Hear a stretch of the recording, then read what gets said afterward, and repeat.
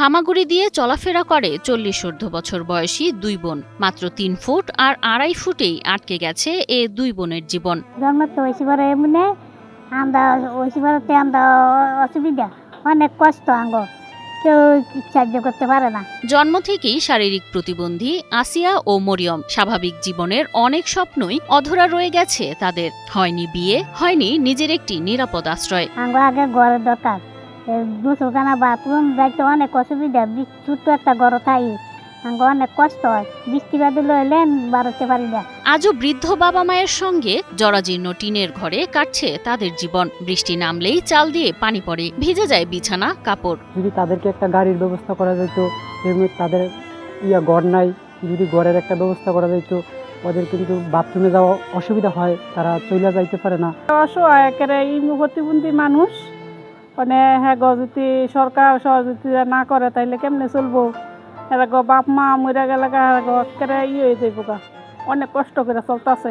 সংসারের একমাত্র ভরসা 70 বছর বয়সী বৃদ্ধ বাবা আব্দুল সুবর ও 60 বছর বয়সী মা মমতা। বয়সের ভার আর দারিদ্র্যের সঙ্গে লড়াই করেই কোনো মতে চলছে 4 জনের জীবন। আমার বাবা কোনো রকম কাজ করে সংসার চালায়। আমরা এক পালা খাইতে আরেক পালা খেতে পারি না। একটা ঘরের ব্যবস্থা করে দেন,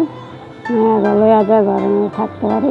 জন্মের পর থেকে দুই বোনের এমন পরিণতিতে ব্যথিত এলাকাবাসী। অসহায়, চলাফেরা সমস্যা, আমরা ঘর দুয়ার নাই, সরকারে একটু সহযোগিতা করে তো মনে করেন চলে চলতে পারবো। রূপগঞ্জ উপজেলা নির্বাহী কর্মকর্তা সাইফুল ইসলাম জানান, দুই বোনের জন্য প্রতিবন্ধী ভাতার ব্যবস্থা করা হয়েছে। এছাড়া বৃষ্টি কমলেই তাদের জন্য একটি ঘর নির্মাণ করা হবে বলেও আশ্বাস দেন তিনি। তাদের সাথে কথা বলেছি এবং যেদিন এসেছিল সেদিনও আমরা কিছুটা আর্থিক সাহায্য দিয়েছি আমাদের উপজেলা প্রশাসন থেকে।